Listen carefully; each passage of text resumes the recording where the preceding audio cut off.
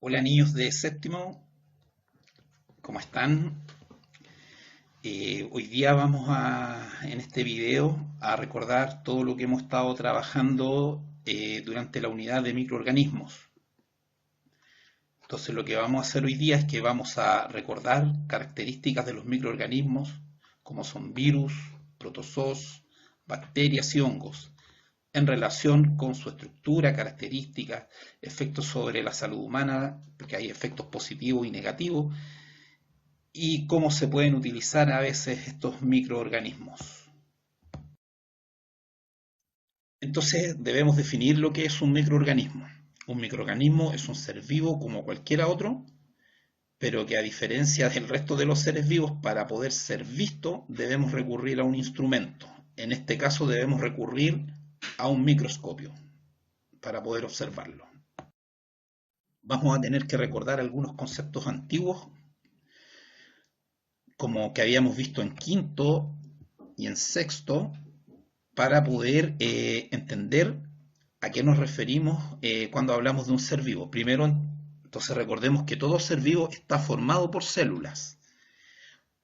Una célula es la unidad estructural y funcional de todo ser vivo. Es decir, todo ser vivo se forma de células. En el caso de nosotros, que estamos formados por billones de células, somos multicelulares, pero también pueden existir seres vivos unicelulares, es decir, que estén formados de una sola célula. Por ejemplo, una bacteria, una ameba, entre otros. No se sabía de la existencia de las células hasta que Robert Hooke, observando un árbol de alcornoque, un trozo de árbol de alcornoque a través de un microscopio que él había creado, es que observó que este árbol estaba formado por unas pequeñas celdillas. Por si no saben, el alcornoque es de donde se saca el corcho, es decir, observó una lámina de corcho. Entonces, como aparece ahí en la imagen, observó estas pequeñas celdillas y les llamó células. Claro que él no supo muy bien la importancia de su descubrimiento, solamente que él fue el que por primera vez utilizó el término célula. Vamos a recordar cómo está formada una célula a través de este modelo. Entonces ahí tenemos una típica célula, ¿cierto? Primero formada por una membrana plasmática, que es la estructura que envuelve a la célula, que la separa del medio externo y que además permite el intercambio de sustancias entre la célula y el exterior. Recordemos que la célula, por ejemplo, tiene necesidades de agua, de oxígeno, entre otros, ¿cierto? Y para que se pueda producir este intercambio es que existe la membrana plasmática. También tenemos el citoplasma que es una solución acuosa, es decir, es como un líquido muy viscoso como puede ser un champú o como la clara de un huevo, en el cual están flotando los organelos, y ahí es donde ocurren las reacciones, es decir, es donde cumple sus funciones vitales la mayoría de las funciones vitales la célula. También tenemos el ADN, que es la información genética. Ya el ADN, que significa ácido desoxirribonucleico, es donde guarda toda la información de la célula.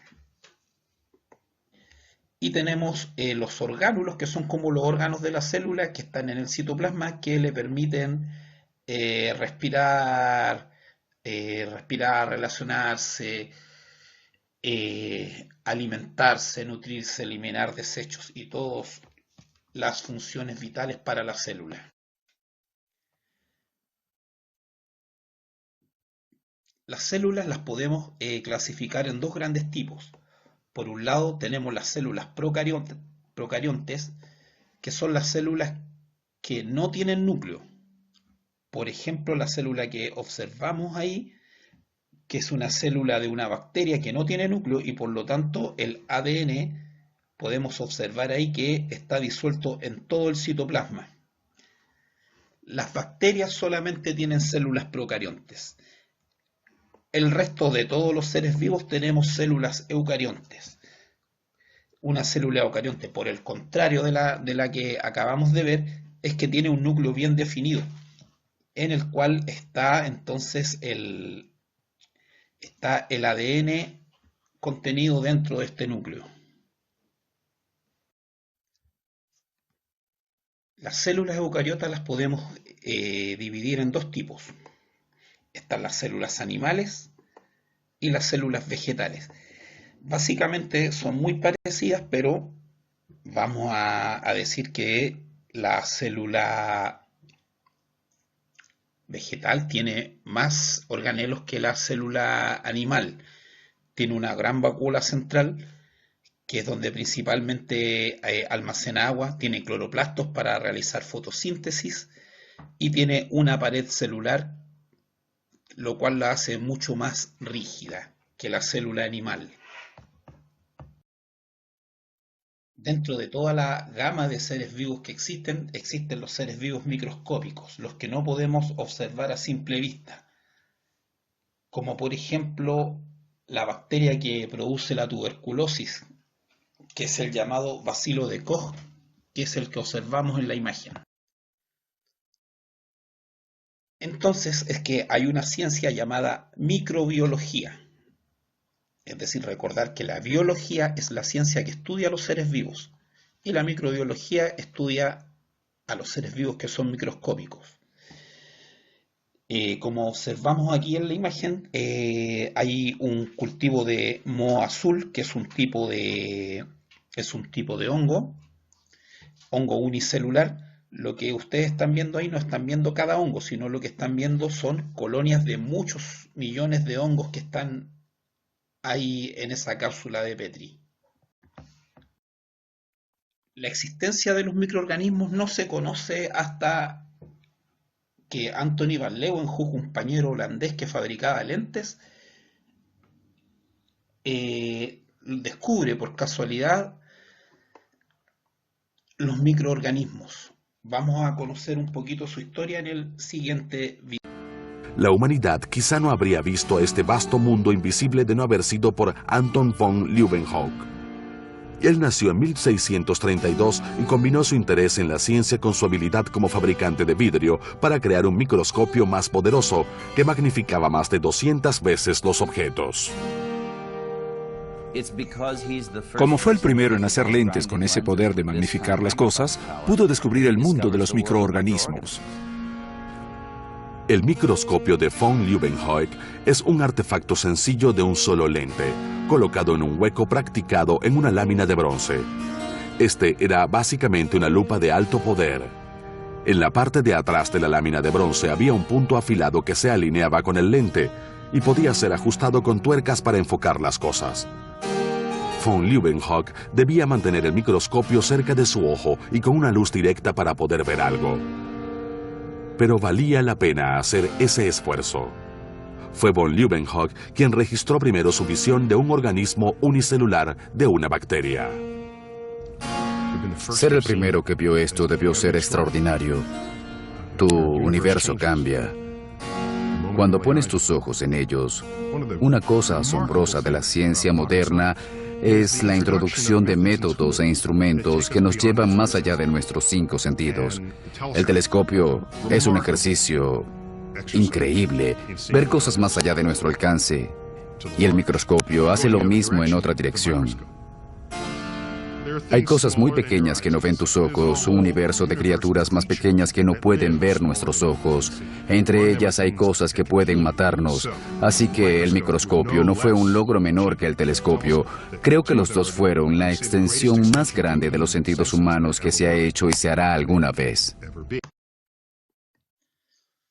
Entonces, los microorganismos los vamos a poder clasificar en 4 tipos: hongos, bacterias, protozoos y virus, aunque estos últimos no son seres vivos. Tenemos a las bacterias, entonces, que son seres unicelulares con células procariontes, es decir, que no tienen núcleo, que en muchos casos causan enfermedades, pero también pueden ser beneficiosas. Hongos, como estas levaduras que aparecen ahí en esta imagen, levaduras como las que se hace pan, que es un tipo de hongo unicelular y microscópico. También tenemos protozoos, como este que aparece acá en la imagen, tal cual en los que aparecían en el video anterior, que son seres vivos que están formados por células animales y que sin embargo son microscópicos. Finalmente tenemos a los virus. Los virus son unas pequeñas estructuras muy simples que jamás pueden ser beneficiosos, causan enfermedades y que no son considerados seres vivos, puesto que no se forman de una célula, sino que parasitan a una célula.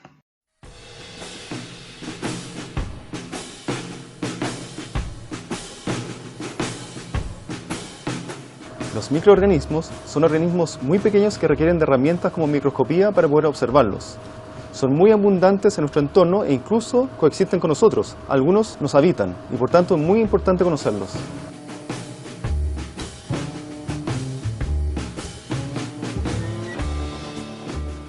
Los virus son de los microorganismos más pequeños conocidos a la fecha y para verlos se requieren de técnicas sofisticadas como por ejemplo microscopía electrónica.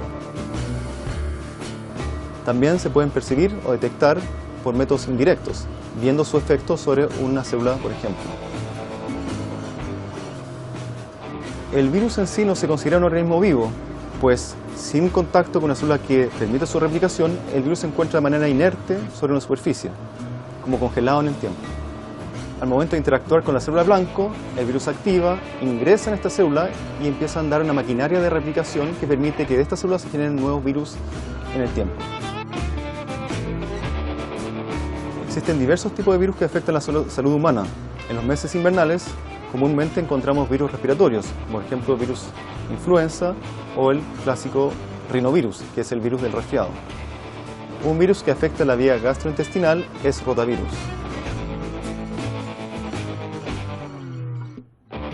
No todos los virus producen sintomatología patológica. Algunos virus, por ejemplo los virus herpes simple, se encuentran en alta prevalencia en la población. Hasta el 70% de la población tiene estos virus. Sin embargo, no vemos sus efectos. Los virus entre sí son muy diversos y provienen de distintos orígenes y por tanto no es fácil combatirlos con drogas como los antibióticos para bacterias. En los casos de los virus se requieren de antivirales muy específicos para cada virus para poder combatirlos o controlarlos. Y por tanto, por ello es mejor prevenir con vacunas antes que curar una infección viral.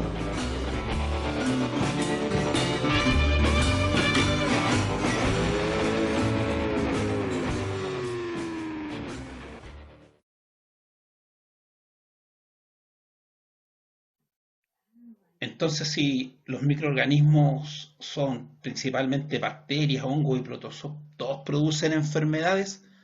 La verdad es que no. De hecho, hay muchos y la mayoría son beneficiosos. Sin ellos no podríamos vivir. Pero también hay microorganismos que pueden ser perjudiciales para nuestro cuerpo. Por ejemplo, el hongo que origina el pie de atleta, que es este hongo que se puede alojar en los pies y que puede ser tremendamente molesto, causando heridas e infecciones. Las caries que afectan nuestra dentadura también se llenan de bacterias. La tuberculosis, que es una enfermedad muy grave que afecta al sistema respiratorio, que incluso puede causar la muerte, se produce también por estas bacterias llamadas bacilo de Koch, que se alojan en los pulmones. La hepatitis, que se puede causar por virus, que es una inflamación al hígado, que también incluso puede causar la muerte. Se produce por falta de higiene en los alimentos o en las manos. Pero también existen muchos microorganismos que son beneficiosos. Dentro de nuestro cuerpo habitan muchos microorganismos, muchos sin los cuales no podríamos vivir. Por ejemplo, es el Escherichia coli que habita en nuestro intestino, que ayuda a sintetizar alimentos para poder extraer los nutrientes de estos. En la industria también se pueden ocupar microorganismos, por ejemplo, en la industria del alimento. Para fabricar pan, vino, cervezas, es que se ocupa este hongo que observamos en una imagen anterior llamado levadura. También en la fabricación del yogur se ocupan bacterias. Se ocupan lactobacilos y estreptococos termófilos. Sin estas dos bacterias no sería posible comer este alimento tan nutritivo y tan rico a la vez. También en la industria farmacéutica pueden ocuparse microorganismos. Es el caso de los antibióticos, que principalmente son hongos que eliminan a bacterias que pueden estar causando daño dentro de tu cuerpo. Un ejemplo de ello es la penicilina descubierta por Alexander Fleming, que sirve para curar muchos tipos de infecciones. También para la descontaminación ambiental. Por ejemplo, la bioremediación, que es un proceso que ocupa microorganismos, principalmente bacterias, para poder reparar algún tipo de daño ecológico. Por ejemplo, cuando se derrama petróleo, se ponen bacterias en este derrame para que pueda consumir este petróleo y disminuir el daño que provoca este derrame. También en la minería existe el proceso llamado biolixiviación, que ocupa bacterias para poder obtener lo más puro de los minerales, como vamos a ver en el siguiente video.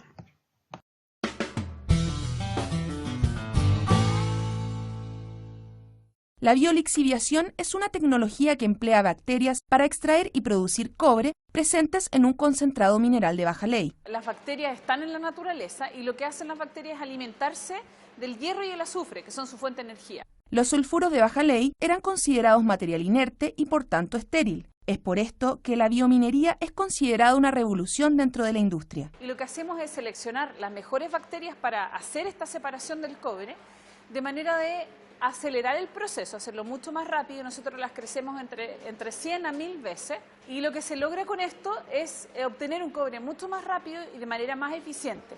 En las cercanías de Calama, en medio del desierto más seco del mundo, opera la planta industrial de producción de biomasa de Codelco, la cual produce microorganismos utilizados en la biolixiviación. Cuando usamos la biolixiviación mejora en torno a un 30% la recuperación, es decir, podemos pasar de una recuperación en torno a un 30%, coincido en la cifra, digamos, a un 42%. El proceso de biolixiviación se inicia en la planta de producción de biomasa. Con una solución enriquecida con bacterias y microorganismos, se riegan las pilas de mineral desde arriba. De esta forma, las bacterias son capaces de disolver el hierro y el azufre, liberando el cobre y dejándolo de forma soluble. Este líquido se recoge en la planta inferior de las pilas y se acopia en piscinas especiales. Luego pasa a las plantas tradicionales de extracción por solventes y electroobtención, consiguiendo cátodos de cobre de alta pureza. La gracia de esta tecnología es que necesita unos capitales de inversión mucho menores que otras tecnologías convencionales como el concentrador.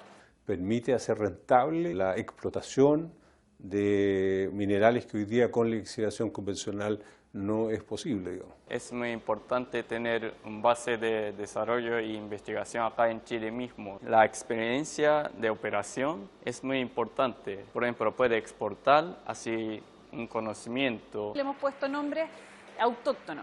Entonces tenemos una bacteria que oxida hierro y azufre que nosotros llamamos Huenelén, porque fue la primera que obtuvimos y Huenelén significa la primera en Mapudungún. La lixiviación con organismos utiliza menos agua que la flotación y no produce relaves, por lo que sus hallazgos también traerían ventajas ambientales. Diría que estamos muy adelantados, estamos a la cabeza en investigación. Acá particularmente la empresa ha hecho bastantes patentes. En cuanto a investigación estamos muy a la par con Sudáfrica. Hemos trabajado con distintas granulometrías y finalmente, según lo que he visto, La granulometría más grande en las columnas entrega una visión más real de lo que puede pasar en planta. La apuesta está en el uso masivo en el mediano plazo. En los próximos 3 años estamos viendo la posibilidad de agregar entre 7.000 a 10.000 toneladas de cobre fino por año. Estamos teniendo algunos pequeños proyectos que estamos desarrollando con otras empresas mineras y hacer de Chile un país pionero en esta tecnología de biolixiviación.